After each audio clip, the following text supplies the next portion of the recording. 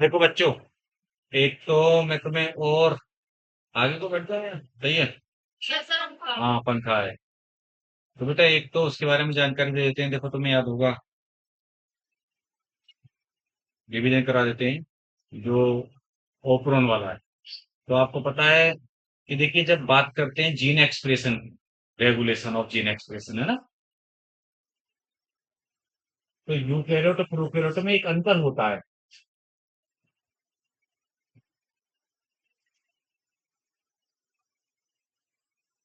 और अभी बताऊंगा तुम्हें कुछ बातें फिर बाद में कि तुम्हें थोड़ा क्या करना चाहिए, अब घर पे क्या कर रहे हो क्या नहीं कर रहे हो, पहले ही थोड़ा बता देता हूँ।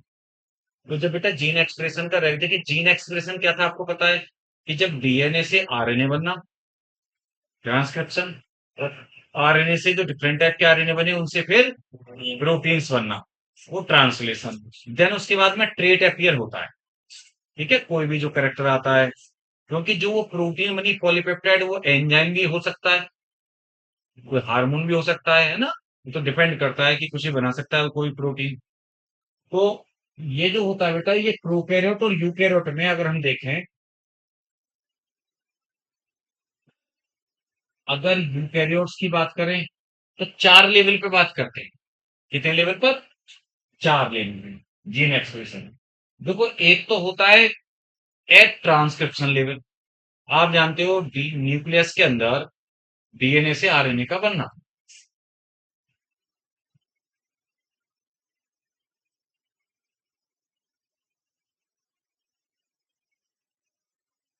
एक होता है बेटा, आप जानते हो ट्रांसक्रिप्शन होने के बाद में, जो आप पढ़ चुके हैं ऑलरेडी, कि जो बनता है आरएनए, वो प्राइमरी ट्रांसक्रिप्ट बनता है, एचएनआरएनए या प्रिकर्सर। उसके बाद में उसकी स्प्लाइसिंग होती है ना। स्प्लाइसिंग में वो इंट्रॉन्स रिमूव कर दिए जाते हैं, एक्सॉन्स जोड़ दिए जाते हैं। स्प्लाइसिंग या हम उसको पोस्ट ट्रांसक्रिप्शनल प्रोसेसिंग कह देते हैं। ठीक है, पढ़ा था ना ये तो। तो ये स्प्लाइसिंग लेवल पे। और एक होता है बेटा, आप देखिए मेच्योर आरएनए बन गया, फंक्शनल आरएनए बन गया, और ये सब जो काम हो रहे हैं ना, ये कहाँ हो रहे हैं? ये हो रहे हैं न्यूक्लियस के अंदर। ये साइटोप्लाज्म। तो देखो, ये जो काम हो रही थी, आरएनए बना था ये ऐसे डीएनए से, और फिर ये यहाँ पर ये हम बोले मेच्योर सा हो गया है ना, फंक्शनल हो गया। तो एक स्टेप ये हो गया, एक स्टेप ये हो गया। अब ये यहाँ से फंक्शनल जो आरएनए है, ये साइटोप्लाज्म में आएगा। तो इस पे कंट्रोल किया जा सकता है कि उसे ट्रांसक्रिप्शन होने दिया जाए या नहीं होने दिया जाए, स्प्लाइसिंग होने दी जाए या नहीं होने दी जाए, उसको ट्रांसपोर्ट होने दिया जाए या नहीं होने दिया जाए, इसका रेगुलेशन। ठीक है,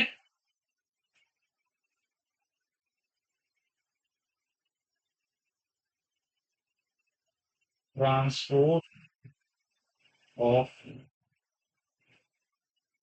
नेचर आरएनए टू साइटोप्लाज्म, ये है वो, है ना। और जो फोर्थ वाला है, वो है ट्रांसलेशन। वो साइटोप्लाज्म में होगा। अब आप जानते हैं कि यहाँ पे साइटोप्लाज्म में, तो यहाँ पर ये आ गया ना। अब इस पे राइबोसोम जुड़ जाएंगे ना, और वो ट्रांसलेशन हो जाएगा, है ना, राइबोसोम के पास जाकर।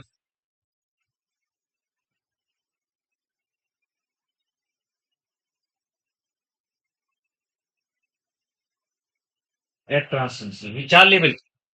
यानी कभी जैसे तुम्हें क्वेश्चन आता है तो तुम्हें ध्यान रखनी है कि यूकैरियोट में चार लेवल पर होता है, लेकिन वो आपके कोर्स में नहीं है। ये किस किस तरीके से होता है ना, ये मैकेनिज्म, ये आपके लेवल से ऊपर की चीजें हैं, मतलब आपके कोर्स में नहीं है। बस आपके कोर्स में प्रोकैरियोट, ये बता दिया बस एनसीईआरटी ने कि चार लेवल पे होता है। अब प्रोकैरियोट में बेटा केवल एक लेवल पर होता है मेनली,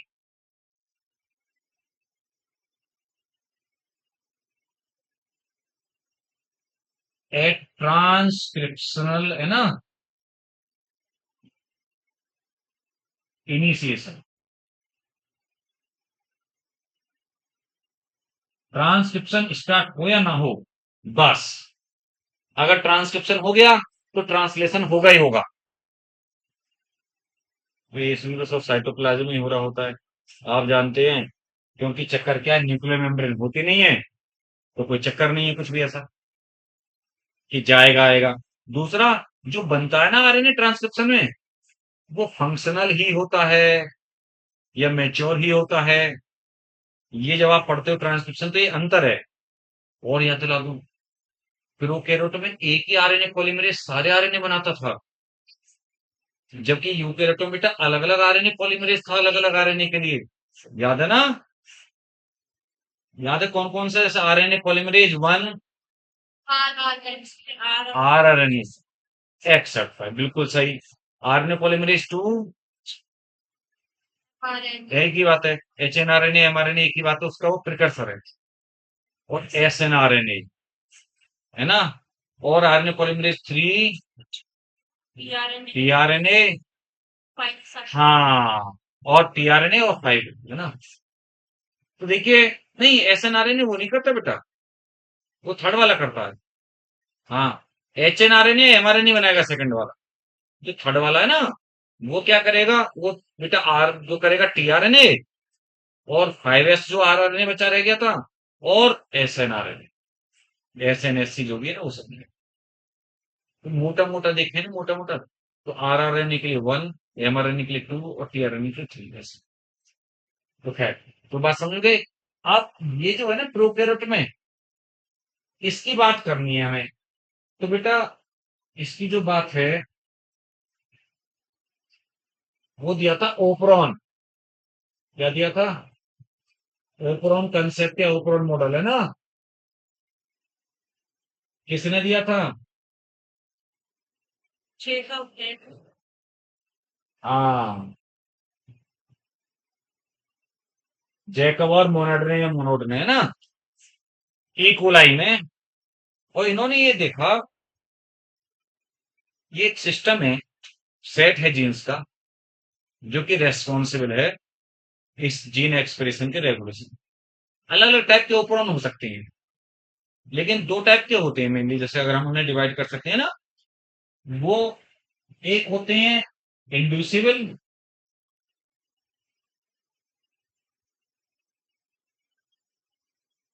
और एक होते हैं रिप्रेसिबल।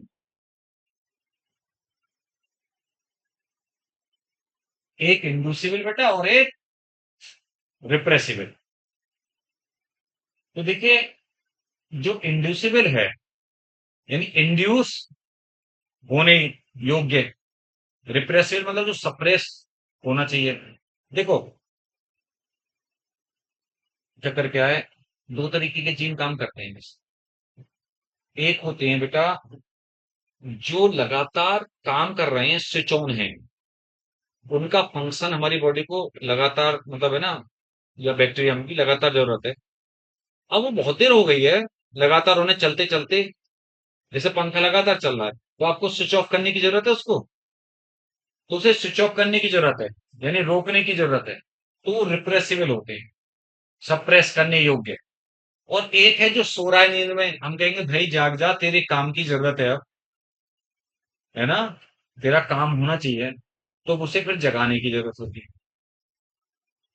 वो इंड्यूसिबल होती है। अच्छा चलो, ये तो प्रोकैरियोट की बात कर रहा हूं मैं। तुमने कभी सोचा, जैसे इंसुलिन है, इंसुलिन हार्मोन आप जानते हो कहाँ बनता है?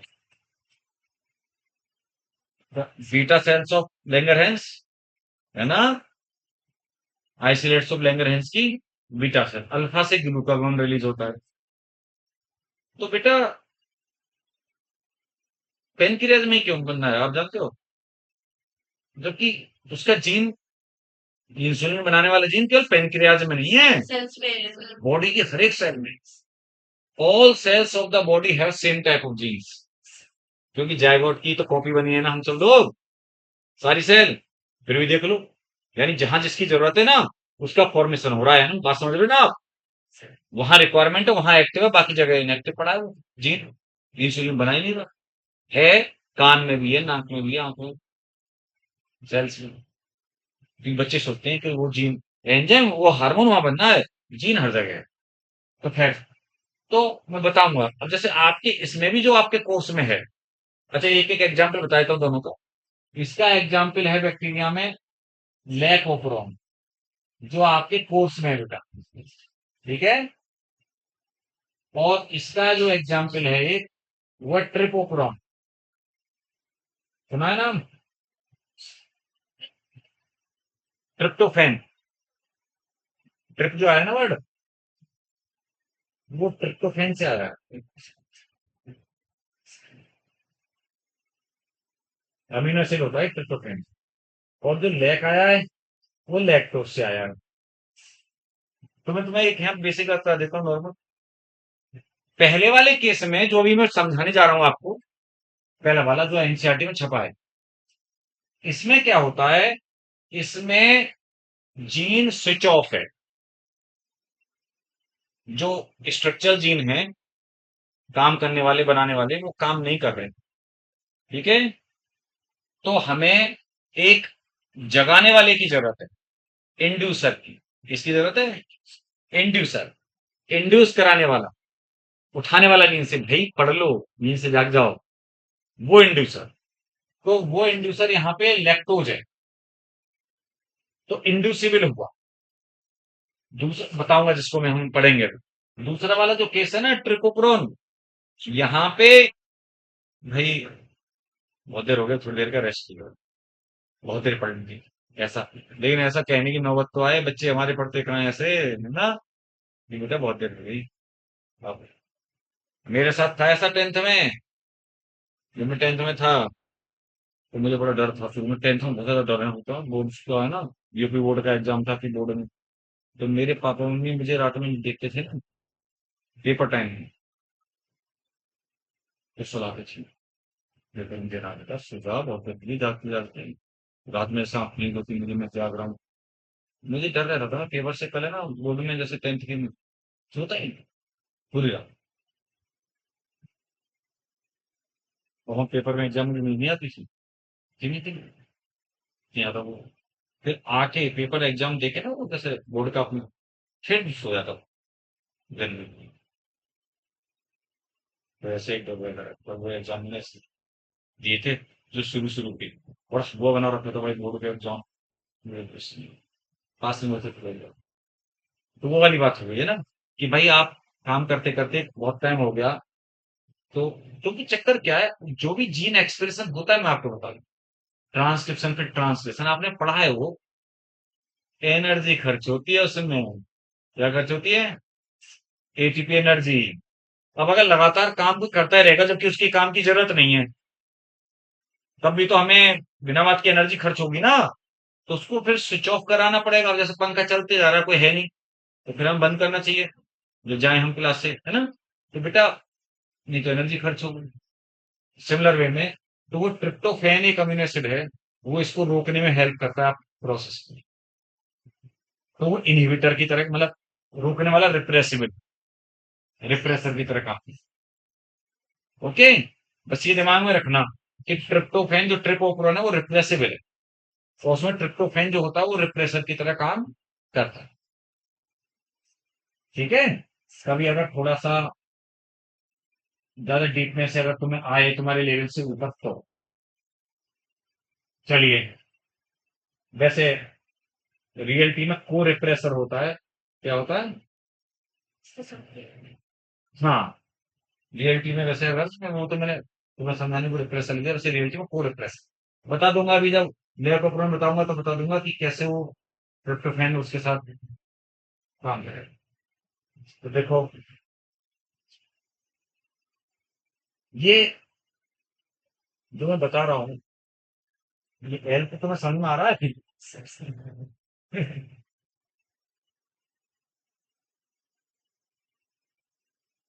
एक्चुअली मॉलिक्यूलर बायोलॉजी का सबसे इंपॉर्टेंट टॉपिक है एग्जाम में। इसमें से क्वेश्चन आने के चांस बहुत ज्यादा है।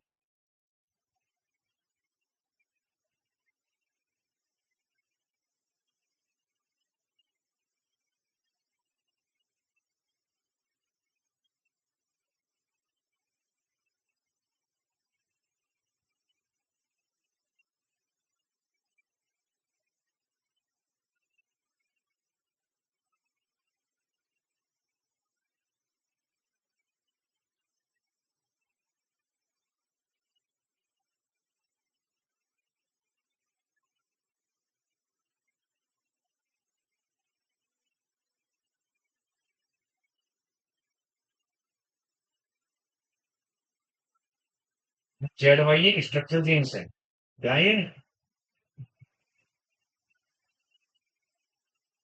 याद है? ये एनसीईआरटी में तुम्हें पता आर क्या है? नहीं, रेगुलेटर का इनके नाम तो बहुत जरूरी है, ये भी क्वेश्चन पूछ लिया था है सीक्वेंस में। एक तो रेगुलेटर जीन, या पता आई का मतलब यहाँ पे हाँ हाँ, ये तो बोला था यहाँ पे जो आई है, एनसीईआरटी ने आर नहीं लिखा, आई लिखा है। आई का मतलब यहाँ पे इनहिबिटर साउंड करता है।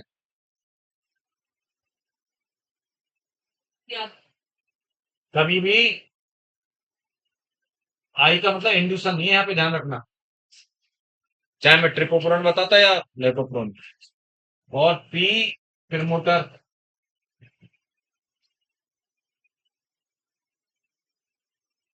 ओ ऑपरेटर जीन।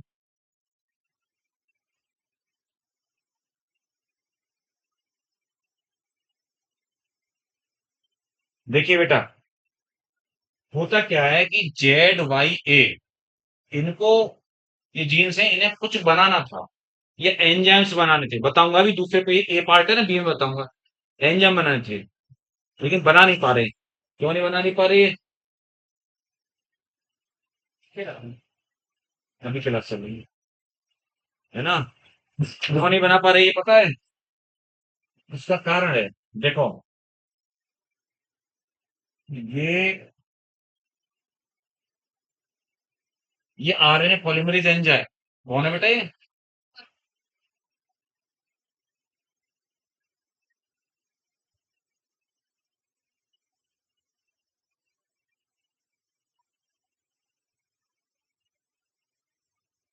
अब ये आरएनए पॉलीमरेज इधर को जाना चाहता है,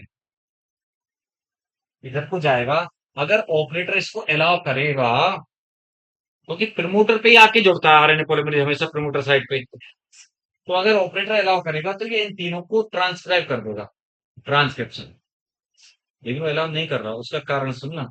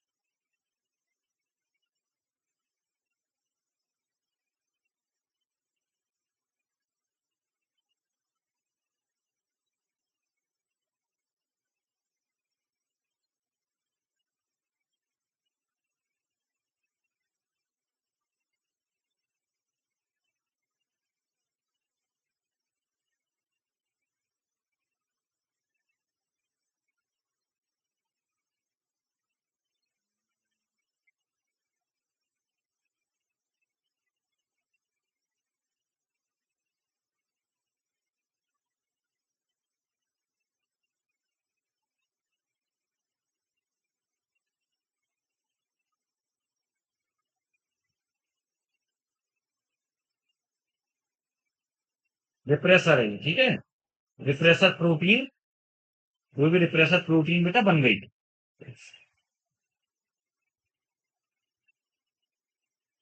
तो समझ लेना एकदम, तुम्हारे पुड़िया में ऐसे छप जाएगा, कोई दिक्कत नहीं होनी। तो बेटा होता क्या है, जो मैं बता रहा था ना, रेगुलेटर जीन आई, वो अपना नॉर्मल खुद का जीन, वो खुद का ट्रांसक्रिप्शन करके एक रिप्रेसर एमआरएनए बनाता है। क्या बनाता है? Repressor mRNA. और वो जो फिर रिप्रेसर एमआरएनए है, वो एक रिप्रेसर प्रोटीन बना, रिप्रेसर जिसको बोलते हैं। ये जो रिप्रेसर प्रोटीन है, ये क्या करता है?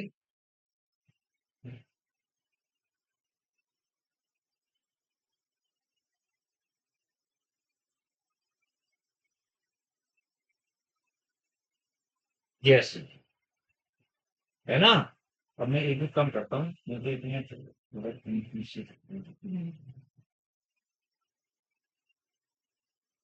एरो लगा के, नहीं तो कंफ्यूज, मतलब ये आरएनए पॉलीमरेज जाना चाह रहा है इधर, लेकिन जा नहीं पा रहा, क्योंकि रास्ता रोक रखा है रिप्रेसर ने। किसने रोक रखा है रास्ता?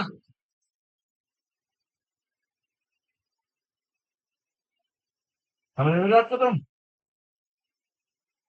जो रेगुलेटर ने अच्छा, तो इसीलिए आई का स्टैंड फॉर इनहिबिटर, मतलब इसलिए आई यहाँ पर रोक रहा है या इंड्यूस कर रहा है? रोक रहा है। बेचारे इनका ट्रांसक्रिप्शन नहीं हो पा रहा है ना, तो यहाँ हम बोलेंगे एक तरीके से नो ट्रांसक्रिप्शन, है ना, नो ट्रांसक्रिप्शन। इसका मतलब स्विच स्विच ऑफ, ये स्विच ऑफ कंडीशन है बेटा। ये ए पार्ट है। अभी यहां तक बात समझ में आ गई। अब बी पार्ट बनाऊंगा आगे। अब क्या होने वाला है, अब आया मीडियम में एक इंड्यूसर, लैक्टोज। जैसे ही बैक्टीरिया को लैक्टोज मिला, अच्छा एक तरीके से ये भी कह सकते हो तुम कि बैक्टीरिया इसलिए स्विच ऑफ करके, स्विच ऑफ होना भी एक रेगुलेशन है कि बिना बात की एनर्जी क्यों वेस्ट करे, डेटिव क्यों खर्च करे। जैसे ही उसको मीडियम में लैक्टोज मिल गया, और लैक्टोज जैसे ही अंदर आया, बैक्टीरिया को मिला, बैक्टीरिया क्या चाहता है, तो उस लैक्टोज को तोड़ करके ग्लूकोज बनाए। तो उसके लिए उसे अपने एंजाइम बनाना पड़ेगा, बीटा गैलेक्टोसाइडेज, है ना। तो अब स्विच ऑन होगी प्रोसेस। तो लैक्टोज खुद ही इस प्रोसेस को स्विच ऑन कराता है इंड्यूसर की तरह, और ऐसे एंजाइम बनाता है जो खुद को ब्रेक डाउन कराते हैं, और ग्लूकोज बनता है जिससे उसे एनर्जी मिल सके। तो इस तरीके रेगुलेशन देखा ना, हमने इससे आगे बी पार्ट है ना, ए है, अब बी।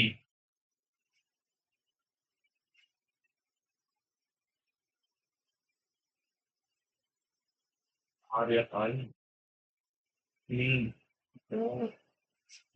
रेड, ये सीक्वेंस से लगा होता है जेड भाई।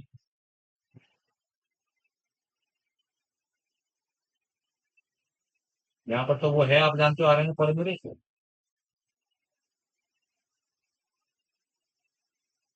पॉली लिख दें, आरएनए पॉली लिख दें, काम से। अब यहाँ पे क्या हो रहा है बेटा, इसने तो वो अपना काम करना, बाज नहीं आएगा, ये तो अपना काम कर रहा है।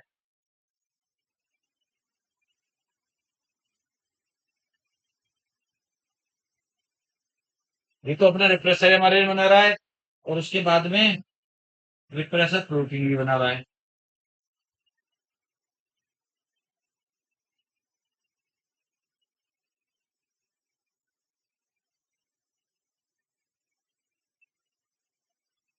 ना। लेकिन ये ऑपरेटर से बाइंड नहीं कर पा रहा अब इस बार, या मैं बोलूं पहले बाइंड कर रखा था ना उसने, वहीं से तो उठाई हमने। तो एक हमारे पास में आया इंड्यूसर, कौन आया, और कलर से दिखा दें क्या उसको।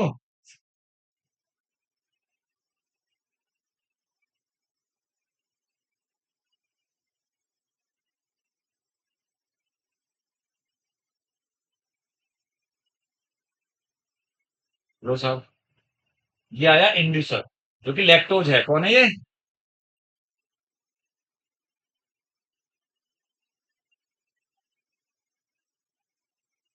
लैक्टोज शुगर है बेटा।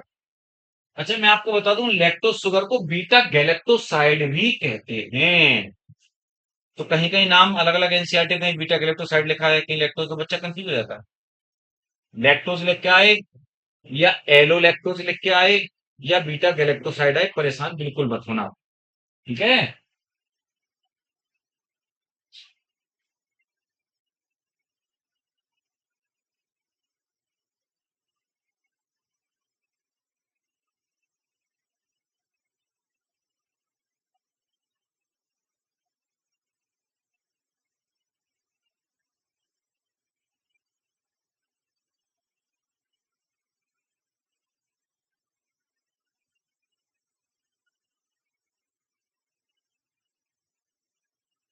तो फिर की जान कुछ बनाई थी इससे कि फिट हो जाए।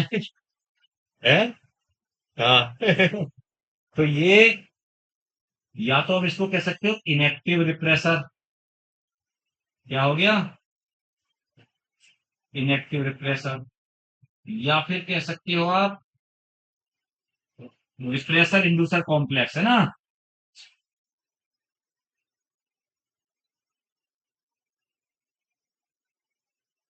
क्योंकि उसने इंड्यूसर ने उसको इनएक्टिव कर दिया।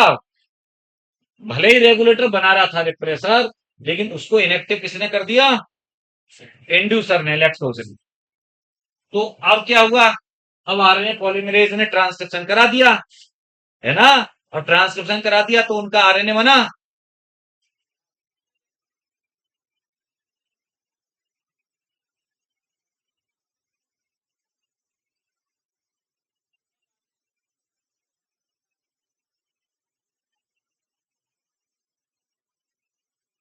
ये एक पॉलीसिस्ट्रोनिक आरएनए बना है एमआरएनए। एक ऐसा एमआरएनए जो देखो तीन तीन तीन तीन हाँ, तीन तीन सिस्ट्रॉन की इंफॉर्मेशन है, तीन तीन जीन यूनिट्स की इंफॉर्मेशन कैरी कर रहा है ना बेटू? तो पॉलीसिस्ट्रोनिक एक एमआरएनए बन गया, यानी ट्रांसक्रिप्शन हो गया है ना।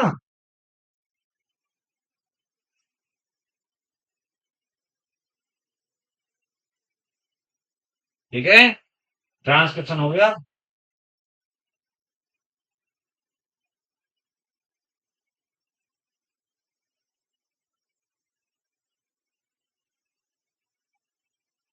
अब पता है, इनका ट्रांसलेशन भी होगा, क्योंकि आरएनए पॉलीमरेज ने ट्रांसक्रिप्शन करा दिया।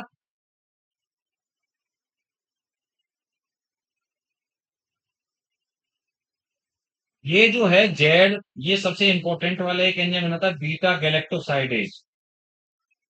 कौन सा बनाता है? बीटा साइडेज।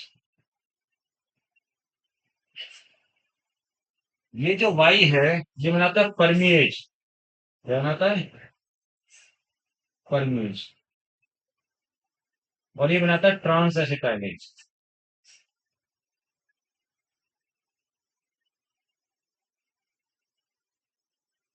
फिर तो ये याद रखने थे तीनों के, कि कौन सा जीन बनाता है।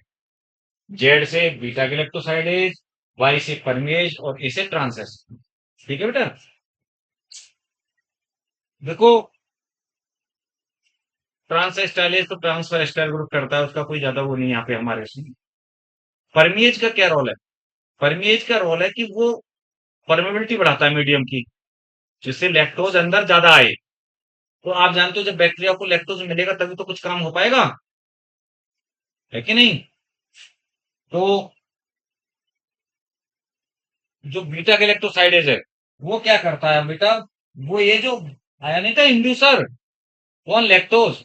उस लैक्टोज को ही ब्रेक डाउन करता है, उस लैक्टोज को ही तोड़ने का काम करता है बीटा गैलेक्टोसाइडेज।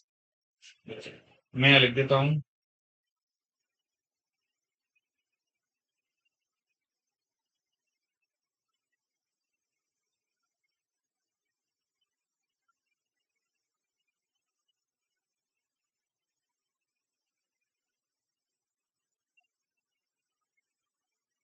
देखिए, इस लैक्टोज को के ऊपर किसने काम किया?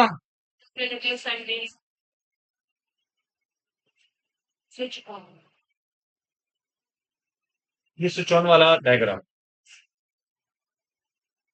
अब धीमे धीमे धीमे धीमे जैसे जैसे लैक्टोज टूटता जाएगा, ग्लूकोज बनता जाएगा, बैक्टीरिया की बल्ले बल्ले होती जाएगी, तो उसे जो चाहिए सबस्ट्रेट वो मिल रहा है उसे। लेकिन एक बात बताओ बेटा, जैसे जैसे लैक्टोज यानी इंड्यूसर अब कम होता जा रहा है, जो रिप्रेसर है वो भी तो फ्री होता जा रहा है, क्योंकि उसने रिप्रेसर को होल्ड कर रखा था, है ना? अब जैसे जैसे लैक्टोज खत्म होता जा रहा है, रिप्रेसर फ्री होता जा रहा है, और वो जो फ्री होता जा रहा है, वो जाकर के किससे बाइंड कर जाएगा? ऑपरेटर से। और जब पूरा लैक्टोज खत्म हो जाएगा, तो पूरी तरीके से स्विच ऑफ, मतलब धीमे धीमे कम हो रही है प्रोसेस, फिर स्विच ऑफ फिर से हो जाएगी। फिर से यहाँ पर जब चला जाएगा रिप्रेसर, तो ये आरएनए पॉलीमरेज आगे जाना बंद, स्विच ऑफ। मैं ट्रांसलेशन भी लिख दूंगा, तो ये ट्रांसलेशन इस टाइप का। तो एनसीईआरटी से थोड़ा सा डिफरेंट सा लगेगा ये, बाकी तो वही है सेम चीज। ये थोड़ी बना दी है समझाने के लिए चीजें, तो इसीलिए बेहतरीन एकदम समझाने के लिए सिंप्लीफाइड वर्ड है ना बेटा? ये आपका है वो। अब बताओ ऊपर में कोई दिक्कत? मैंने बताया बीटा गैलेक्टोसाइडेज कहते हैं क्योंकि बीटा गैलेक्टोसाइड पे काम करता है। ये परेशान मत हो ना, लैक्टोज का ही दूसरा नाम बीटा गैलेक्टोसाइड भी होता है। ठीक है। तो आप देख पा रहे हैं कि यहाँ पे अगर ये इंड्यूसर नहीं आया होता तो स्विच ऑफ ही पड़ा रहता, क्योंकि इसका तो हमेशा काम ये लगातार काम करता है, रेगुलेटर। ये हमेशा काम रोकने के लिए करता रहता है। ठीक है। अच्छा, मैं उसकी बात कर रहा था, जो ट्रिपोपोरॉन वाली थोड़ी सी बता रहा था। पता है, सपोज करो जैसे कि ये पहली प्रोसेस है ए। ट्रिपोपोरॉन के मामले में क्या है, प्रोसेस चल रही होती है लगातार, वो स्विच ऑन रहती है, स्विच ऑन। वो सुनो होता क्या वहां पे, इंड्यूसर नहीं है। वहां पे क्या होता है, जैसे ये रिप्रेसर बनाता है, ये तो तब भी काम अपना वही करता है, रोकने की कोशिश करता है, लेकिन रिप्रेसर में इतना दम नहीं होता कि उसको रोक पाए। रिप्रेसर में उस केस में ना, ट्रिपोप्रोन वाले केस में बता रहा हूं, उसमें रिप्रेसर में दम नहीं होता कि आरएनए पोलीमरेज को रोक पाए। यहां तो रोक दिया, तो उसको बोलते हैं एपो रिप्रेसर। क्या बोलते थे उसको? एपो रिप्रेसर, मतलब प्रोटीन वाला है, वो प्रोटीन पार्ट है। अब कोई उसको एक हेल्पर चाहिए जो उसके साथ में जुड़ के उसको ताकत देते। हाँ बिल्कुल, जैसे apoprotein, apo enzyme, apo enzyme मिलके पूरा कंप्लीट होलो एंजाइम। ऐसे ये जो बना प्रोटीन, वो बनी एपो प्रोटीन बनी। और उसमें दम नहीं इतना, तो उसे को एंजाइम की तरह एक को रिप्रेसर चाहिए। तो पता है, तो फिर जो ट्रिप्टोफैन आएगा ना, यहाँ जैसे इंड्यूसर आके रोक रहा है, वहां वो ट्रिप्टोफैन आएगा उसके साथ जुड़ के उसको बूस्ट कर देगा। तो वो फिर पूरा कंप्लीट रिप्रेसर बन जाएगा, एक्टिव। मेरे बात समझे तुम? एपो रिप्रेसर, ट्रिप्टोफैन को रिप्रेसर आया साथ देने वाला, बन गया पूरा एक्टिव रिप्रेसर। फिर वो रोक देगा, तो वो रोकने के लिए हेल्प चाहिए। समझ गया ना? इसलिए मैंने बताया कि वो को रिप्रेसर बोला जाता है। चलिए, तो रेगुलेशन वाला कंसेप्ट आप समझ गए अच्छे तरीके से। अब देखिए हम बात करते हैं जैसे एक ह्यूमन जीनोम प्रोजेक्ट, जिसकी तुम्हें मेन मेन बातें बताता हूँ।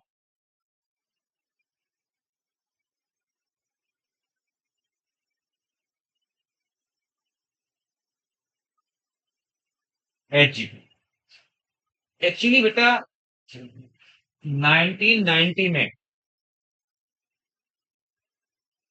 स्टार्ट हुआ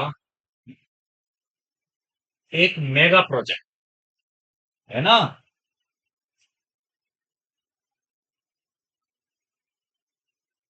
मेगा प्रोजेक्ट HGP। एक्चुअली इसमें करना है, हमारे जो जीनोम को आइडेंटिफाई करना। पहली बात तो जीनोम, बॉडी की हर एक सेल के अंदर, बॉडी की हर एक सेल के अंदर दो जीनोम होते हैं। हर एक सेल के अंदर, हाँ, डिप्लॉइड होती है ना। 2n = 46 क्रोमोसोम होते हैं। तो 23 क्रोमोसोम के तो पेयर होते हैं हमारे अंदर, हर एक सेल में। आप जानते हो 23 क्रोमोसोम। तो इसीलिए दो जीनोम के सेट हैं टोटल, या हम दो क्रोमोसोम के सेट हैं, तो एक क्रोमोसोम के सेट को एक जीनोम कहा जाता है। तो बस आपको उस एक जीनोम, मतलब कोई सी सेल बॉडी की, उस सेल के अंदर से एक जीनोम वाला डीएनए निकाल करके उसको आइडेंटिफाई करना था। टारगेट हमारा ऑब्जेक्ट जो था, उसका पता लगाना था कितने जीन हैं। जो पहले लोग बोल रहे थे लाखों जीन है, साहब इतने जीन है। कितने बेस पेयर है, जो अभी हमें पता है कि 3.3 10 बेस पेयर है ना? ये सब 30,000 जीन है, पता चल गया 30,000 जीन है लगभग। कौन सा जीन कहाँ पे लोकेटेड है, कौन से क्रोमोसोम पे कितने जीन हैं, एवरेज साइज क्या है जीन का, कौन सा सबसे बड़ा क्रोमोसोम है, कौन सा सबसे छोटा क्रोमोसोम है, कौन सा सबसे बड़ा जीन है, कौन सा सबसे छोटा जीन है, इस जीन के कितने बेस पेयर हैं। सारी बातें पता लगाना। तो ये ह्यूमन जीनोम की सीक्वेंसिंग करना है ना। तो देखो लो, जो सेल नहीं दिखाई देती, जिसके अंदर का डीएनए दिखेगा ही नहीं, उसका पता लगाने और ये है ना, ये मेगा प्रोजेक्ट बोला है, क्योंकि 13 साल का प्रोजेक्ट था, 13 ईयर्स से, 2003 में कंप्लीट होना था। ये पता लगे जब आप एनसीईआरटी पढ़ोगे। हाँ, तो लास्ट क्रोमोसोम था ना, मतलब फर्स्ट क्रोमोसोम, सबसे लास्ट में जो हो पाया सीक्वेंस है एनोनेट, वो फर्स्ट क्रोमोसोम हो पाया, जो कि 2006 में कंप्लीट हुआ, है ना बेटू। पता है मेगा प्रोजेक्ट देखो, इसमें 9 बिलियन यूएस डॉलर्स का खर्चा आया। कितना खर्चा आया? 9 बिलियन यूएस डॉलर। और बेस फेयर पता है कितने, पता चले कितने हैं? लगभग 3 × 10⁻9 बेस फेयर। कोई 3.3 बोल देते हैं वैसे, कि 3 × 10⁻9 बेस फेयर, या फिर मिलियन में बोल देते हैं ना बेटा। तो यहाँ पे जो एनसीईआरटी ने बोला है ना, 3147, है ना, ऐसे करके बोला है, × 10⁻6, तो यहाँ लगा देंगे ना ये। नहीं, पूरा ही 3 तो था ही, यहाँ नहीं लगेगा।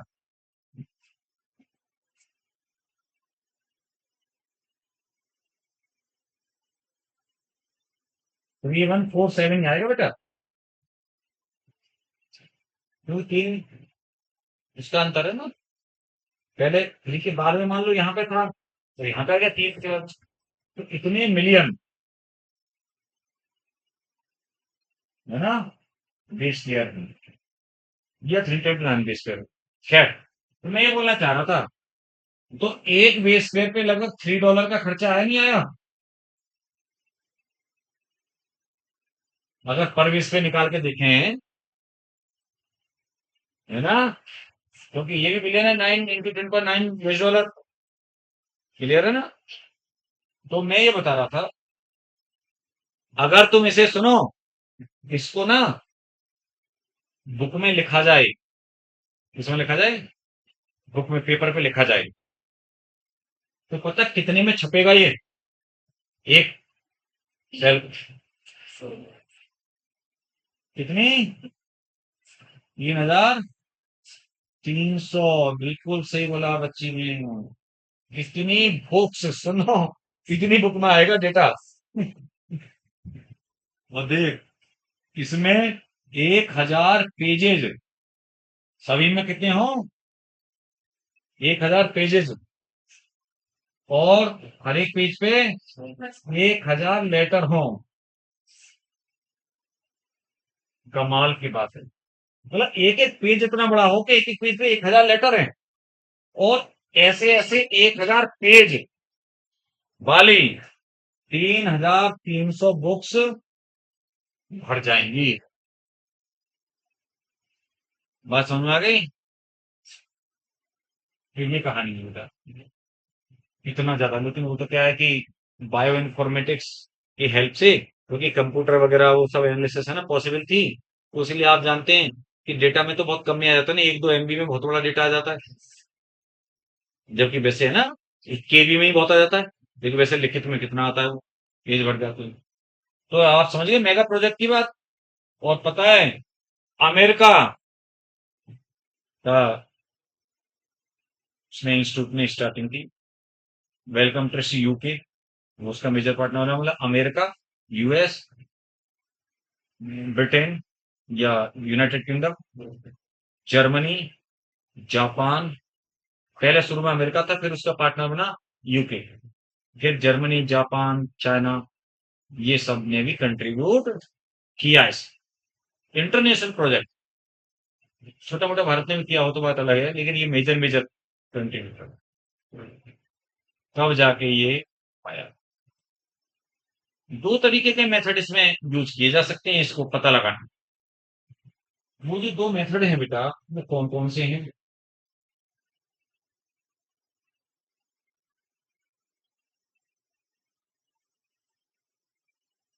एक होता है ईएसटी। क्या होता है?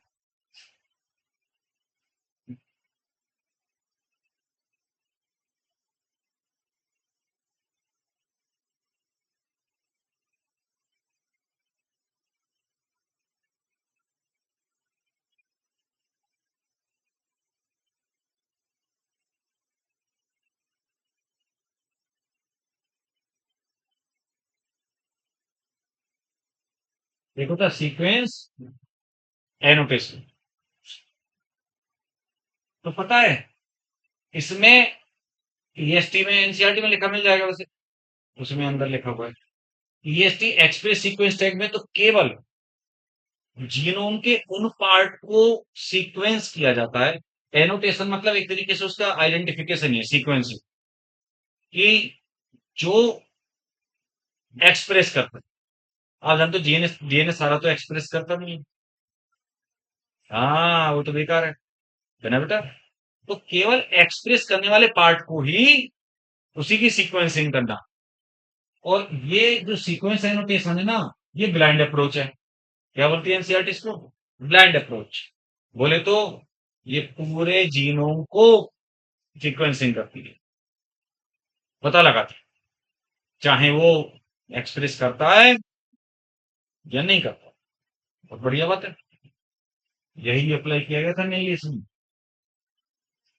है ना? हाँ, सीक्वेंस एनोटेशन। क्योंकि बेटा, आप जानते हैं कि जो पार्ट या जीन मान लो या एक्सप्रेस नहीं भी कर रहा है ना, डीएनए का पार्ट बहुत बड़ा बल्क में है जो, तब भी वो काम का है आगे। आइडेंटिफिकेशन या डीएनए फिंगरप्रिंटिंग के लिए तो वही काम का है। वो जो रिपीटेटिव डीएनए होता है वो, कैसा होता है वो? रिपीटेटिव डीएनए जो काम आता है अभी, वो दूसरा बहुत सारी बीमारियों के बारे में बता सकता है वो, है ना? ट्रेस करने में हेल्प करेगा कि इसके यहाँ पे इस जगह प्रेजेंट है ऐसे, तो एक आइडेंटिफिकेशन देगा। तो काम का तो सब कुछ है, मतलब पता तो चलेगा ही ना। खैर, अब सेंगर का ये टेक्निक यूज किया गया इसमें, जो फ्रेडरिक सेंगर ने अमीनो एसिड का वो बताया था, प्रोटीन का सीक्वेंस, तो उसकी भी हेल्प ली गई। खैर, और आर्टिफिशियल क्रोमोसोम्स की हेल्प ली गई। किसकी ली गई? आर्टिफिशियल, ध्यान रखना, कुछ लिखे हुए नाम ऐसे आर्टिफिशियल क्रोमोसोम जैसे या बाक, है ना? Yeast artificial chromosome, bacterial artificial chromosome. समझ गए ना बात को? याक बाक ऐसे। तो बेटा रे, आप इसके क्या कैरेक्टरिस्टिक्स हैं, है ना, या क्या फीचर्स हैं एचजीपी के, ये सबसे मेन बात है, इंपॉर्टेंट, जो आपके एनसीईआरटी में आप बाद में लिखे होंगे। अच्छा, एक और चीज है, ये भी ध्यान रखना, इसमें दे रखा है क्या कि ह्यूमन का तो जीनोम पता ही है, आज की डेट में ह्यूमन जीनोम पता है। कुछ और भी नॉन ह्यूमन जो मॉडल हैं, उनके भी सीक्वेंसिंग आज की डेट में पता है हमें। जैसे राइस है, प्लांट, है ना? अरेबिडोप्सिस है। कौन है?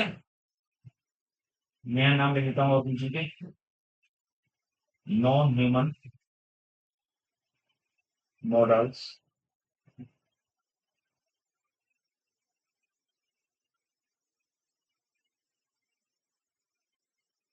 जैसे राइस,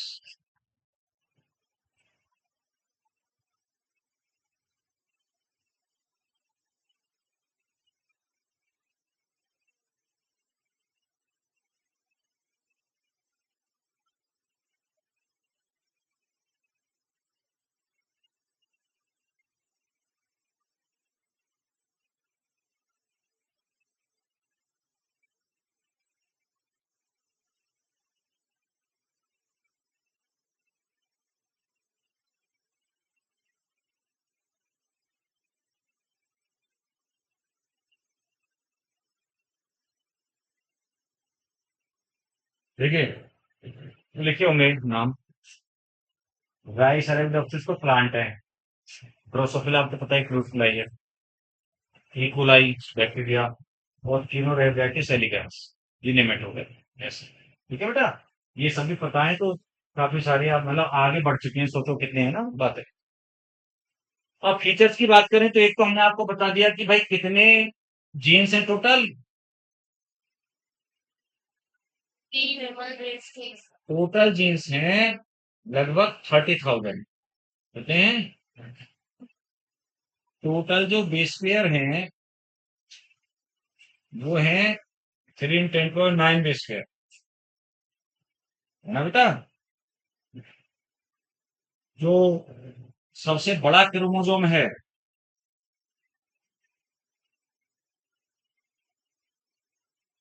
ह्यूमन का, वो फर्स्ट है। Smallest Y chromosome.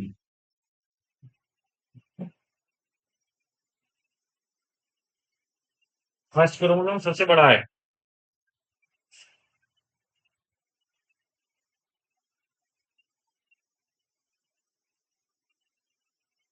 2968 जीन्स पे। वाई में 231। कितने हैं? 231 वाई। 231 भी है उसके पास, देख लो ना।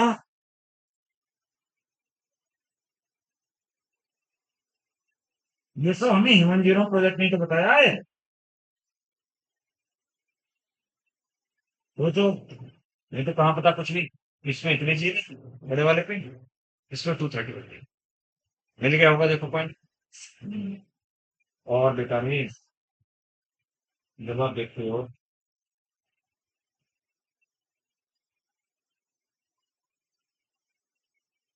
तो एवरेज, अभी तो मैं बता रहा था कि क्रोमोसोम पे कितने जीन है ना।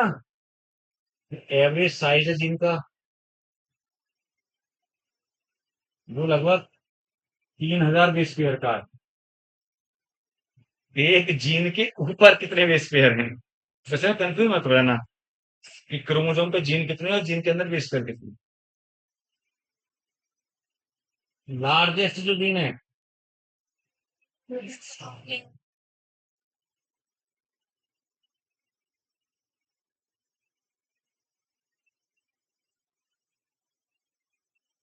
टकनी है ना, मस्कुलर डिस्ट्रोफी जीन है ना, DMD gene, definitely muscular dystrophy या डिस्ट्रोफिन जीन भी कह देते हैं केवल।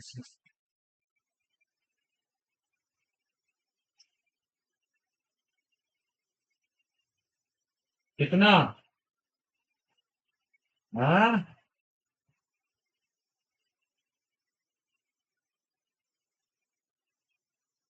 ये तो है। या फिर क्या आएगा 2.4 मिलियन,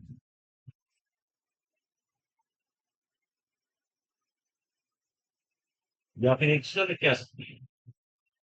तो फिर ऑल ऑफ लगा देना कभी ऐसा होगा।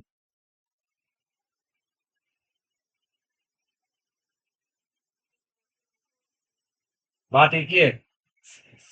400 किलो बेस पेयर, तो किलो में 3 जीरो और आ गई ना, है ना बच्चों।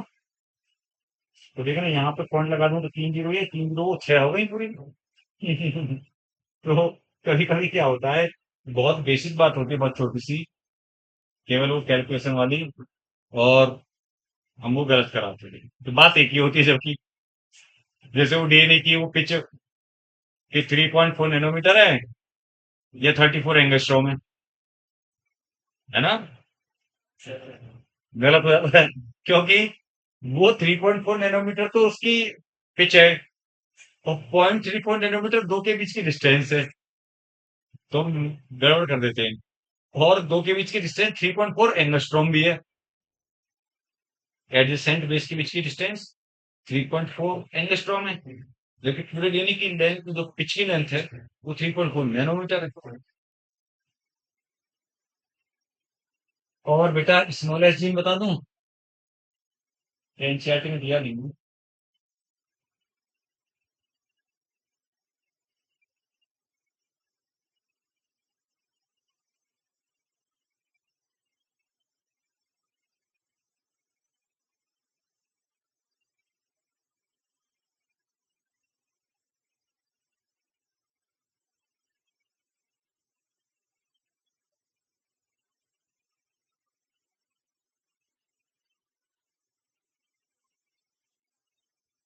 हाँ, सराय जीन पे तो या 14 बेस पे के 14 बेस पेयर हैं। केवल 14 बेस पेयर, जैसे ATGC ऐसे करके 14 हैं बस। वाई पे सबसे छोटे क्रोमोसोम पे सबसे छोटा जीन है।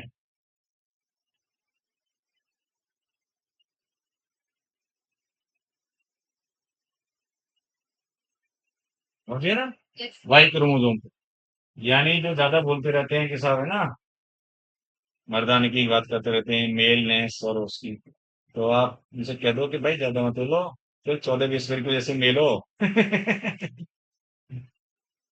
तो बेटा कहने का मतलब ये है कि भाई के ऊपर है ना, ये है सबसे छोटा जीन। इसके अलावा और जैसे आपको बात मिलेगी लिखी हुई, आप अपने एनसीईआरटी में उसमें देखेंगे कि पूरे जीनोम का केवल 2% ही, या लेस देन 2% वो कोड करता है प्रोटीन को। मतलब काम का है प्रोटीन को कोड करने वाला, लेस देन 2%। तो इतना भी जो बड़ा है, इसमें से भी लेस देन 2%। और 50% से ज्यादा जीन्स के तो फंक्शन अननोन है अभी तक। वो नोन नहीं है, आप देखेंगे। 30% ही बताया। हाँ, है ना? अच्छा। हाँ हाँ। और पता है, एक बात लास्ट में दे रखी है बच्चे, उसमें देख लिखी मिलेगी, देखना आप लोग, कि 1.4 मिलियन लोकेशंस है ऐसी, लिखा है ना, जो कि बार बार जो जैसे होते हैं ना रिपीट करने वाली यूनिट, वो रिपीट करती ही रहती हैं। जैसे डीएनए बहुत बड़ा है वो, इसमें केवल एक न्यूक्लियोटाइड का अंतर है। ऐसी ऐसी लोकेशंस है 1.4 मिलियन, जहां पे केवल एक न्यूक्लियोटाइड का डिफरेंस, एक का। A T T T T T T U, G U, A T T C U, है ना? कहीं पे भी इतने बड़े बड़े हुए हैं लेंथ के, उनमें केवल क्या है, बाकी सब रिपीट सेम है, केवल एक का अंतर है। तो उसको क्या बोल देते हैं हम? एसएन। उसको हम बोलते हैं, ये 1.4 मिलियन लोकेशन है ऐसी, है ना?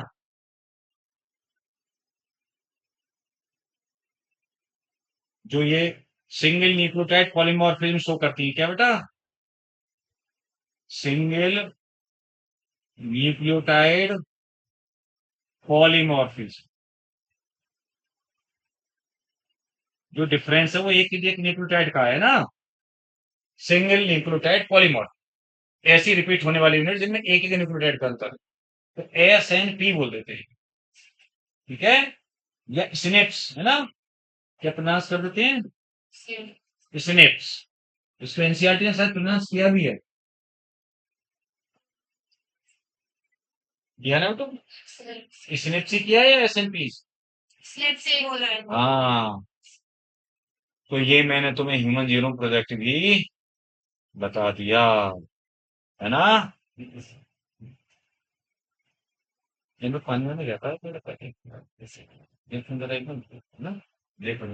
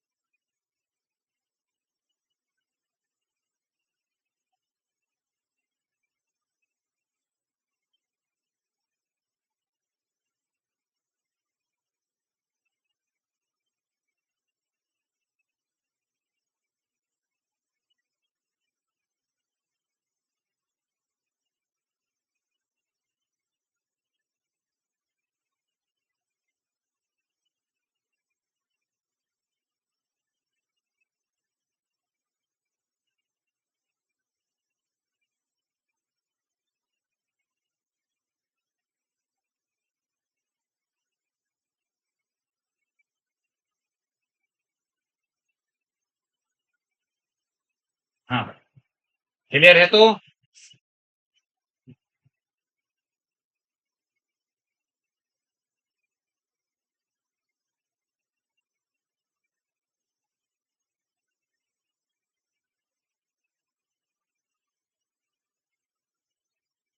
डीएनए, फिंगर प्रिंटिंग, तो सारे टॉपिक कवर हो जाएंगे अपने। तो वो थे बाद वाले। तो पता है, देखिए, ये जो नाम है फिंगर प्रिंटिंग, ये थोड़ा मिसनोमर है ना? पहले क्या था,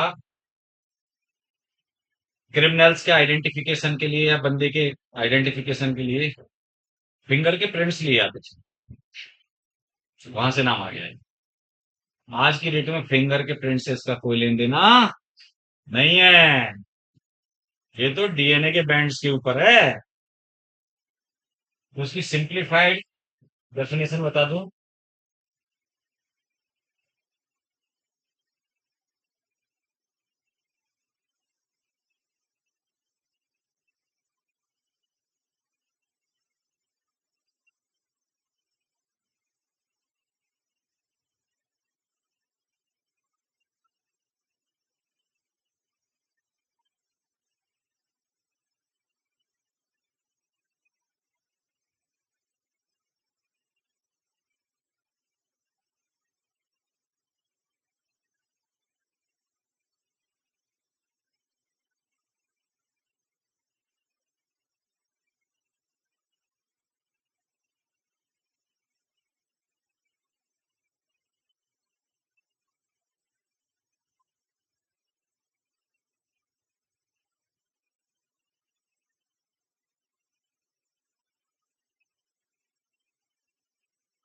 ठीक है तो,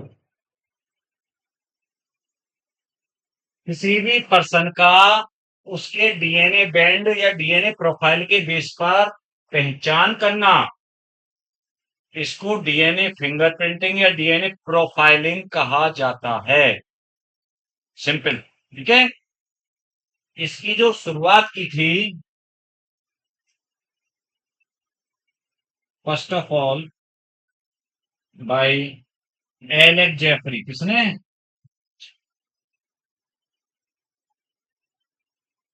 ये शायद एनसीईआरटी में लिखा भी याद है। Alec Jeffrey. और इन इंडिया,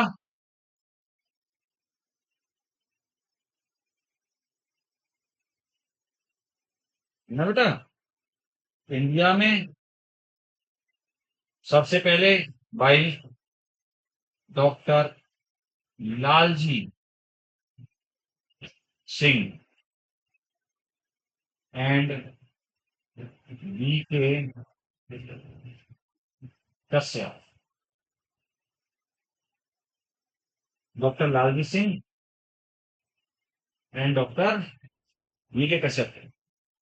ये इन्होंने इंडिया में शुरुआत। ये नाम एनसीईआरटी में नहीं मिलेगा आपको। ये वाला जेफरी वाला मिल जाएगा आगे तक। तो ये याद रखो, ठीक है, क्योंकि और ज्यादा बहुत ज्यादा डीप में हम कहीं नहीं जा रहे। कोई कोई बात काम की आपको बता दीजिए। तो बेटा रे, ये होती है डीएनए फिंगरप्रिंटिंग। सिंपल शब्दों में। अब आप कहोगे कि सर ये कैसे पता लगाती है, क्या है? तो मैं स्टोरी सुनाऊंगा तुम्हें, कहानी। तो मैंने बताया नहीं कि ये मिसलीडिंग है। वो तो फिंगर से कोई लेन देना नहीं है। पहले काम कर रहे फिंगर। और इसका बड़ा यूज है। चक्कर क्या है, एक बात तो बता दूं तुम्हें। तुम्हें याद है हम लोगों में 3 into 10⁹ बेस पेयर है जीनोम में।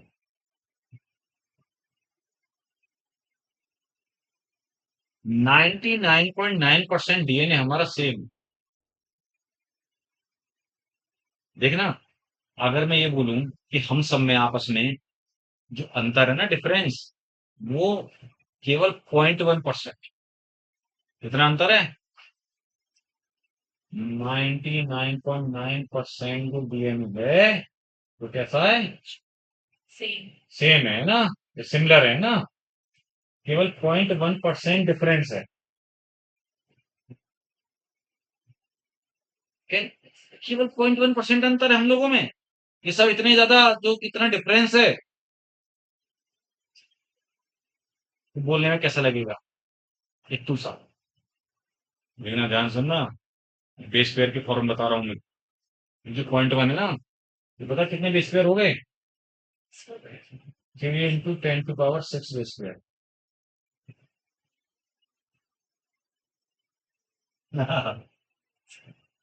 ये क्योंकि टोटल जीनोम में हमारे इतना डीएनए है, 3 × 10⁹ बेस पेयर। उसमें से 3 × 10⁶ यानी 3 बिलियन का 3 मिलियन 0.1% होता है, 1000वां हिस्सा। ऐसा बोले हैं, 3 मिलियन बेस का अंतर है, तो देखना एक्सप्रेशन चेंज हो जाएगी। मतलब बोला था कि वैल्यू किस फॉर्म में बोल रहे हो उससे बहुत फर्क पड़ता है। हाँ बोलो, 0.1% अंतर है बस। हम लोग 99.9% तो सिमिलर है, बताओ अंतर कहाँ? वैसे बताओ कितना बड़ा अंतर है, 3 मिलियन बेसिस का अंतर है, ऐसे बोलोगे किसान वाला, हाँ भाई बहुत बड़ा अंतर। कहने के तरीके देख लो, सेम चीज को। वे यही काम का है, डीएनए फिंगरप्रिंटिंग में ये 0.1% मैटर करता है। धन्यवाद। ये डीएनए काम का है। और मैं तुम्हें बड़ी बात बता दूं इंटरेस्टिंग, ये उस रिपीटेटिव डीएनए का ही पार्ट है जो उधर काम का नहीं होता था।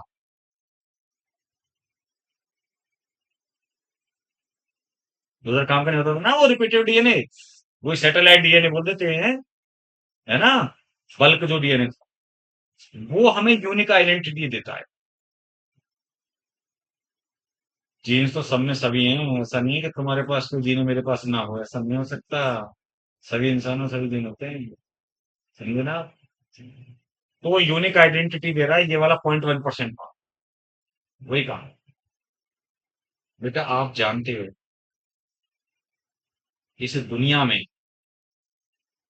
आइडेंटिकल ट्विंस को छोड़ करके, आइडेंटिकल ट्विंस होते हैं मोनोजाइगोटिक ट्विंस, जो कि एक ही पेरेंट के,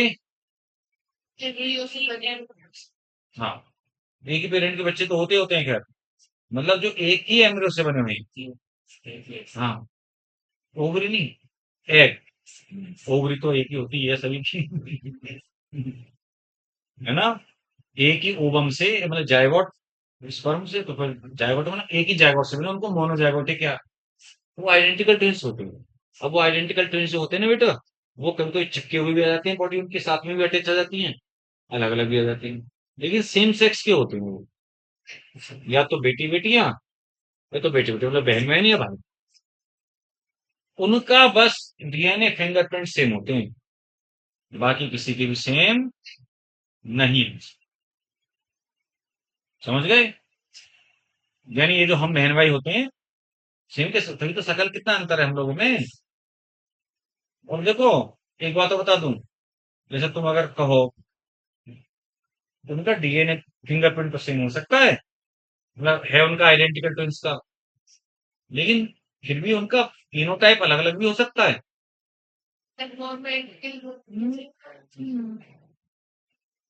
जेनेटिक्स में से बताते हैं ना कि जीनोटाइप के ऊपर इन्वायरमेंट का इफेक्ट होके इन्फ्लुएंस, तब फिनोटाइप आता है। क्या फिनोटाइप आया? ये तब डिसाइड, समझ गए ना? इन्वायरमेंट का इम्पैक्ट। मान लो एक डॉक्टर है बहुत बड़ा, मैं पहले कहानी सुनाता भी हूँ वैसे। एक बहुत बड़ा डॉक्टर है, फिजिशियन डॉक्टर है, उसके दो बच्चे, जुड़वा बेटे। एक बेटा उसके पास ही रहा, एक को डाकू मंगल से उठा के ले गया, चंबल के बियर में। कोई भी ऐसी इमेजिनरी। अब वो जो उठा के ले गया, पुरानी दिखाते नहीं तो मेले में बिछड़ गई हो गया वो। अब वो वहां पे उसी इन्वायरमेंट में पलेगा, झाड़ियों में इधर उधर ना, और एक एसी में रह रहा है मजे से। बड़ा हुआ धीमे धीमे, लेकिन ब्रेन तो सेम है ना। एक एकदम क्लीन सेव और एकदम स्पेक्स लगा के पढ़ने वाला बच्चा है, और एक स्पेक्स है कुछ नहीं है, वो तो सब रॉ मटेरियल खाता है एकदम, है ना। खेतों पे एकदम ऐसे माल खाता है वो। और मूछ उसने बड़ी बड़ी मूछ होगी उसकी, देखना उन्हें पहचानने में भी दिक्कत आ जाएगी।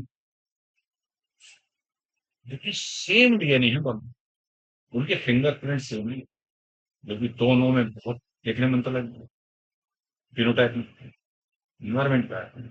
एक की इम्यूनिटी कमजोर रह गई, एक की स्ट्रांग हो गई, नेचुरल इन्वायरमेंट को फेस करके सेम डीएनए होते हैं। ये बड़ी बात है। तो हमारे इसका तो असर पड़ता है, हम जैसा चाहें शुरू से बचपन से जैसी आदत डालें ना बच्चे को और अपने आप को आगे, वो उसी हिसाब से हम लोग ढलते चले जाते हैं।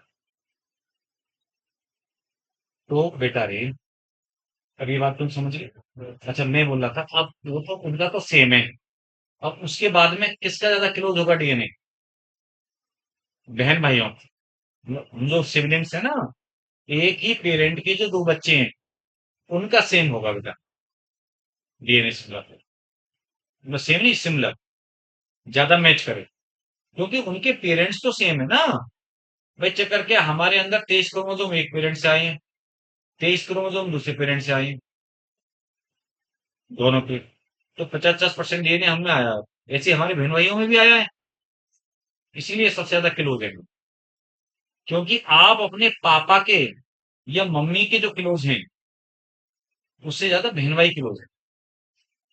क्योंकि आपके पापा का आपके अंदर 50% डीएनए, तो 50% ही तो डीएनए बैंड मैच करेंगे। मम्मा से भी 50% ही तो मैच करेंगे।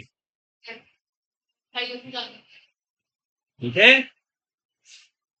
अब इसका डीएनए फिंगरप्रिंटिंग का बहुत बड़ा वो क्या है, यूज। इसके बेटा बहुत बड़ा यूज है क्रिमिनल्स के आइडेंटिफिकेशन, पैटर्निटी मैटरनिटी मामलों को, डिस्प्यूट्स को सॉल्व करने में, है ना। क्रिमिनल्स का मतलब आप जानते हैं कि कोई मर्डर कर दिया, रेप कर दिया, तो वहां पे पता लगाएंगे, वहां पे साइट पे जाएगी टीम फॉरेंसिक डिपार्टमेंट की, वहां से डीएनए सैंपल लेगी, उसका डीएनए बैंड बनाए जाएंगे, डीएनए प्रोफाइलिंग की जाएगी।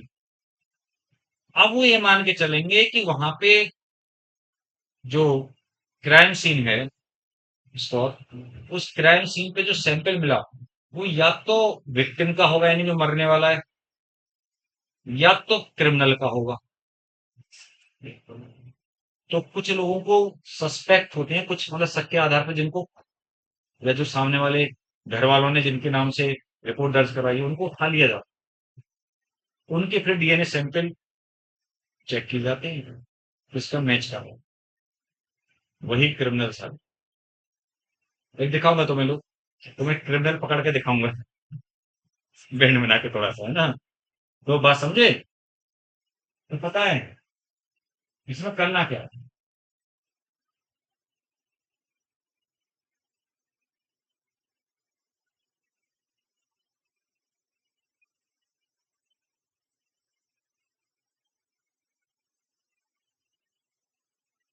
सबसे पहले आपको सोर्स लेना है।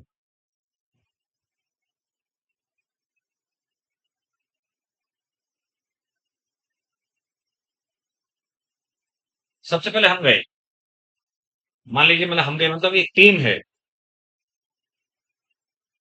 एक टीम है फॉरेंसिक डिपार्टमेंट की, उसका जो टीम का लीडर होगा, एक कोई भी जो है ना, और उसके साथ के मेंबर गए, 4-5, सपोज करो आप भी मेंबर हैं, गए वहां जहां पे कुछ मर्डर हो गया है। तो आपके पास ना उसी टाइप के डिवाइस इंस्ट्रूमेंट भी नहीं, पूरा बारीकी से आप छानबीन करेंगे उस रूम की, उस घटना स्थल की। कहीं भी आपको देखना है कोई डीएनए सोर्स नहीं था। हाँ, कोई ब्लड, ब्लड में आप जानते हो आरबीसी का था, आरबीसी में न्यूक्लियस नहीं था। एक क्वेश्चन आ जाता है, क्या आरबीसी मतलब डीएनए फिंगरप्रिंटिंग के लिए मटेरियल है? नहीं, या व्हाई नॉट, क्योंकि न्यूक्लियस ही नहीं है, डीएनए नहीं है उसके पास भाई। बाकी जो डब्ल्यूबीसी प्लाज्मा सेल वगैरह ना, बाकी सब सब ये भी सूख भी गया है ना, दीवारों पे फर्श पे सूखा हुआ ब्लड, उसको भी यूज कर लिया जाता है। तो आप जानते हैं, मैंने बताया ना कि जैसे ब्लड हो सकता है ना, हेयर हेयर फॉलिकल, आप जानते हो विद रूट, हाँ, जो नीचे से निकला हुआ रूट के साथ, हेयर साथ, ये है ना, ये चीजें हो सकती हैं। और आप जानते हो ब्लड में खासतौर पे होता है डब्ल्यूबीसी प्लाज्मा, है ना, नो आरबीसी, ये भी बड़ी बात है। इसके अलावा सीमेन हो सकता है ना, सीमेन, या वेजाइनल फ्लूइड हो सकता है, वेजाइनल स्वैब है, तो ये सब यहाँ पर यूज हो सकते हैं। मतलब जैसे रेप वेप हुआ है, तो सीमेन वीमेन भी करेक्ट हो सकता है मीन्स। तो हमें कोई भी सैंपल मिल गया, मतलब वहां से हमने डीएनए, अब सपोज करो कि डीएनए जो आपको मतलब मिला, फिर तो उसमें से सैंपल में से जो मिला आपको सोर्स, उसमें से डीएनए भी तो निकालोगे, निकालो नहीं निकालोगे? तो डीएनए को निकालने के लिए क्या करोगे? नहीं, हाँ वो तो करोगे ही करोगे, सब ब्रेक डाउन करने के लिए। फिर डीएनए को उससे वो करोगे, तो सेंट्रीफ्यूगेशन करोगे नहीं करोगे, है ना बेटा?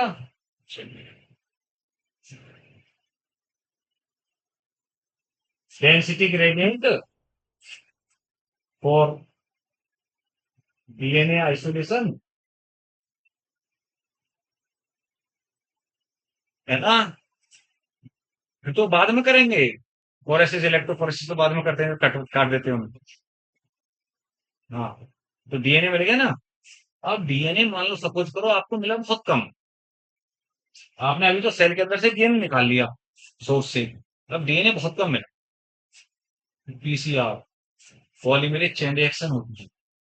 क्योंकि चक्कर क्या है, 1 माइक्रोग्राम तो यूज मतलब करने के लिए होना ही चाहिए ना, एक्सपेरिमेंट करने के लिए, आप जानते हो बहुत कुछ बर्बाद भी जाएगा। तो बेटा फिर आप पीसीआर से एम्प्लीफिकेशन कर लेंगे,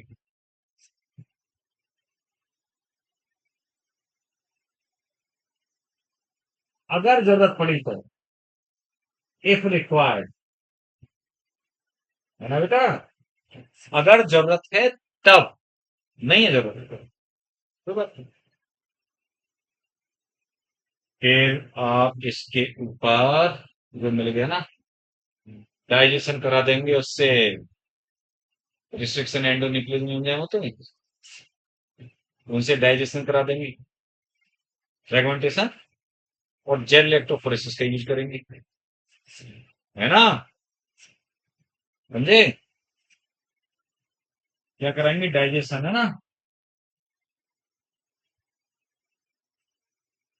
आपको पता है भाई, रिस्ट्रिक्शन एंजाइम्स यहाँ भी काम करते हैं।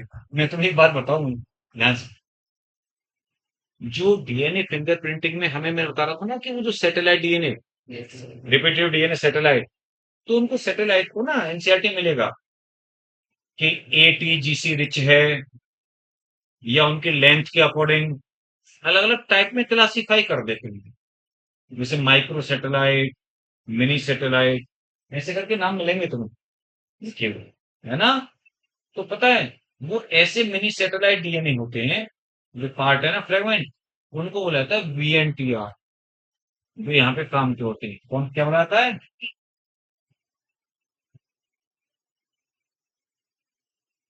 जो डीएनए फिंगरप्रिंटिंग का बेसिक है, या मेन, है ना, उसका बेसिस बनाते हैं, वो कौन होते हैं? VNTR, variable number of tandem repeats. क्या नाम बोला हमने? Variable number of tandem repeats, या एक और नाम दे दो उनको, आरएफएलपी। क्या नाम देते हैं? Restriction fragment length polymorphism. लेकिन वीएनटीआर मेनली याद रखना, वेरिएबल नंबर टेंडम रिपीट, ऐसे टुकड़े जो वेरिएबल नंबर में बार बार रिपीट हो रहे हैं, अलग अलग नंबर में टेंडम का होता है लगातार रिपीट होने वाला, लगातार टेंडम, तो बार बार रिपीट हो रहे हैं जीनोम में, इनको निकालो। जो कि काम के नहीं है, ये एक्सप्रेस नहीं कर रहे, सेटेलाइट डीएनए एक्सप्रेस नहीं कर रहा, इन टुकड़ों को निकालना है उसमें से। तो पता है हर बी, अच्छा एक और चीज, वीएनटीआर का साइज भी दे रखा होता है, 0.1 से 20 केबी। कितना होता है बेटू? किलो बेस पेयर, केबी का मतलब kilo base pair, 0.1 kilo base pair का मतलब भी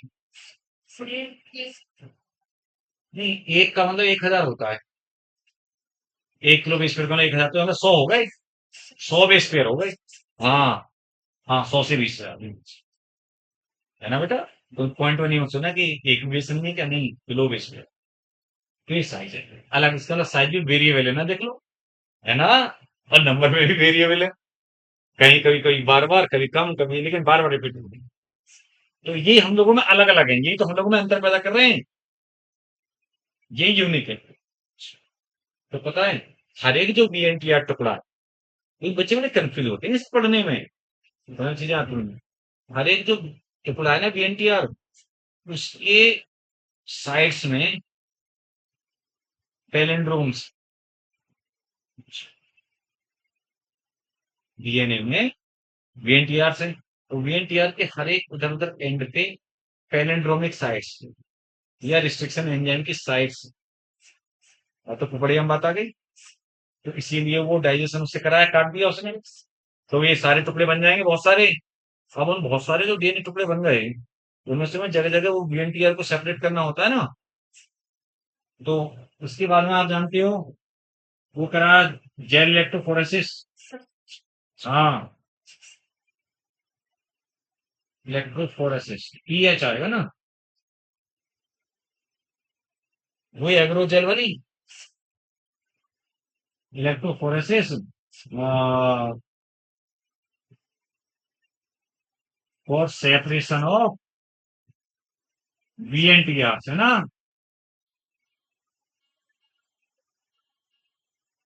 ठीक है भाई साहब।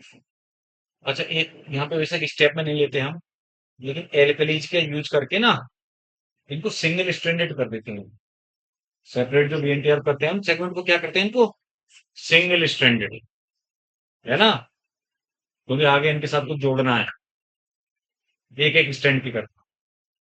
फिर साहब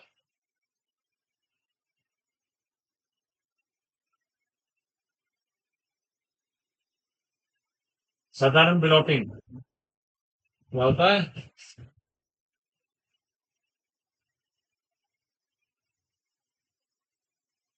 ट्रांसफर, हाँ, ऑफ बीएनटीआर है ना, जो किसमें थे ऑलरेडी, इन एग्रो जेल में थे ना बेटा ये ट्रांसफर ऑफ बीएनटीआर ऑन नाइट्रोसेलुलोज, है ना बेटा, मेम्ब्रेन या नायलॉन शीट, ये एक्चुअली सदन ब्लॉटिंग हो रही है आपने, एनसीईआरटी डायग्राम से देखेंगे वो ऐसे डालते हुए से, है ना, इसके जेल में ही रखा हुआ है, और वहां पे नाइट्रोसेलुलर मेम्ब्रेन मेम्ब्रेन होती है, उस पर फिर प्लेस करते हैं। अब ये हम देखना, अब जानते हो कि हम तो केवल एक पॉइंट पॉइंट पढ़ रहे हैं, प्रोसेस तो आप सोचना कितनी बड़ी प्रोसेस, हम ऐसे यहाँ पे कैसे प्रोसेस को डिस्क्राइब कर सकते हैं पूरी प्रॉपर, ये दिखा सकते हैं, है ना, तो ये तो बस हमें समझना है, जितना समझ जा सकते हैं तो पॉइंट वाइज। अब पता है इसके बाद में उसी में हमने प्रोब ऐड कर दिए, क्या ऐड कर दिए?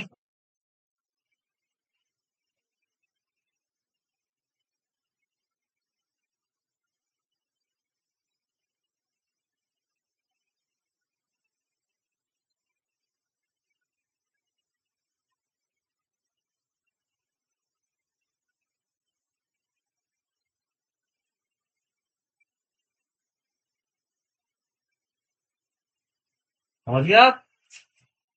और चक्कर क्या, मैंने इसलिए बताया था बीच में तुम्हें, देखो कि अगर सिंगल स्टैंड नहीं करेंगे, सिंगल स्टैंड इसीलिए तो किए थे, और हमने, मतलब प्रोब क्या होते हैं, कुछ ऐसे हमारे पास में नॉन सीक्वेंस होते हैं डीएनए के, जो पहले से हमें पता है, आरएनडीएनए वाले सीक्वेंस, यहाँ पे डीएनए के देंगे हम, पता है उनके सीक्वेंस, और रेडियो एक्टिव सब्सटेंस से लेवल्ड है, तो हमें पता है कि वो अलग से हाईलाइट नहीं है। तो बहुत सारे प्रूफ डाल दिए, जो हमें आइडिया होता है कि ना, तो जो वीएनटीआर है ना, वो जो सेपरेट हुए एग्रो जेल में जैसे, वो सिंगल स्टैंडर्ड हो ही गए थे, साथ में ही प्रोसेस चल रही थी, तो उनके साथ में मिलके हाइब्रिडाइज कर जाते हैं, कॉम्प्लीमेंट्री, जैसे ये वीएनटीआर है, इसका कॉम्प्लीमेंट्री प्रोब इसके साथ जुड़ जाएगा, ऐसे से जुड़ जाएंगे, तो ये बताओ, अब आपको सामने वाले का जो डीएनए फ्रेगमेंट है उसका सीक्वेंस नहीं पता चल गया? क्यों? क्योंकि इनका पता है ना हमें, जो हम प्रोब का पता है, तो उसका कॉम्प्लीमेंट्री तो होगा। तो जो जो जिसके साथ मैच करेंगे, बाकी के जो प्रोब है उन्हें वॉश कर अलग हटा दें, जो मैच नहीं किए, जो जो मैच कर गए बढ़िया, समझ गए ना बात को, है ना? तो हाइब्रिड बन गया ना, हाइब्रिड वीएनटीआर बोलते हैं। अब इनको एक्सपोज किया जाएगा।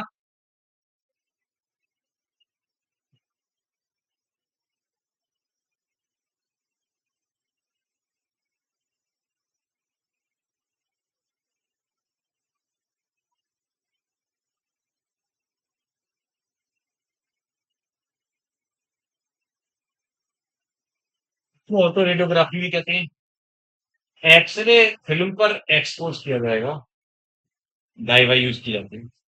तो पता है, यहाँ पर वो जो वीएनटीआर हैं, वो बैंड्स के फॉर्म में, डार्क ऑरेंज कलर के बैंड के फॉर्म में दिखते हैं, है ना? प्रो के साथ में, हाँ, प्रो के साथ में लगे हुए थे इसीलिए दिखाई दे रहे हो, समझ गए? बस मिल गए हमें बैंड, ये ऑटो रेडियोग्राफी में बैंड मिल जाते हैं हमें। अब उनके भी ऐसे ही करके और मैच करते हैं, है ना? देख, दिखाता हूँ, वो भी बता देता हूँ, देखो एक जैसे, मैं ऐसे करके पढ़ाता हूँ बच्चों को, बताता हूँ कि भाई ये डीएनए सैंपल्स हैं, क्या है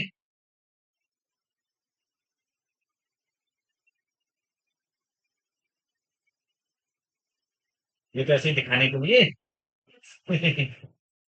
अगर बोर्ड में बच्चे को बनाना हो तो कुछ तो लिखना पड़ेगा ना।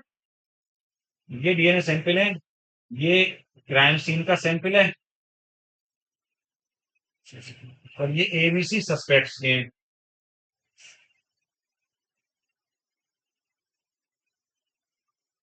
ठीक है ना?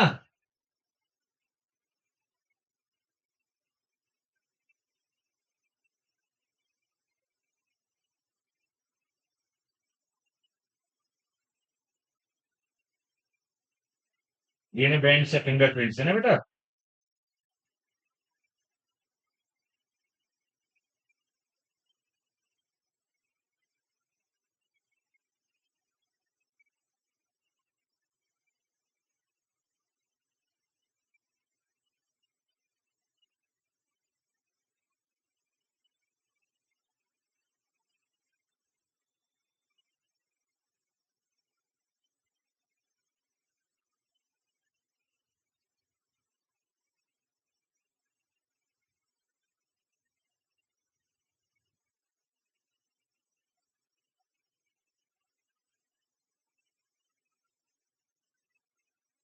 सपोज पूरा ये बैंड मिले हमें, ऐसे पैटर्न मिला।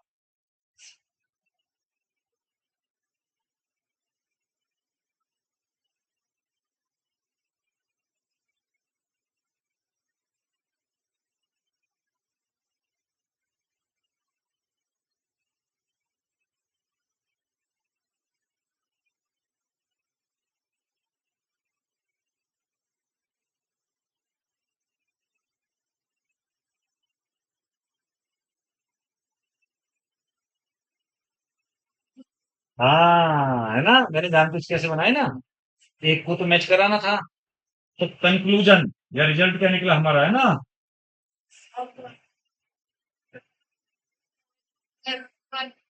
कि सस्पेक्ट बी, है ना, is criminal. Low, case solve कर दिया एक। क्लियर।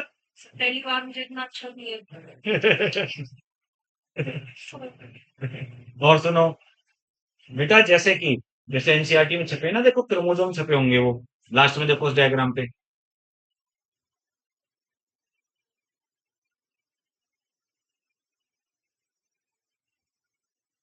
देखो वो से क्रोमोसोम से है ना, तो देखो जो क्राइम सीन के क्रोमोसोम हो, तो मतलब जैसे जो डीएनए मिला ना बेटा, तो उसमें सपोज करो आपको जो भी क्रोमोसोम मिले, जो भी लिख रखे हो देखो,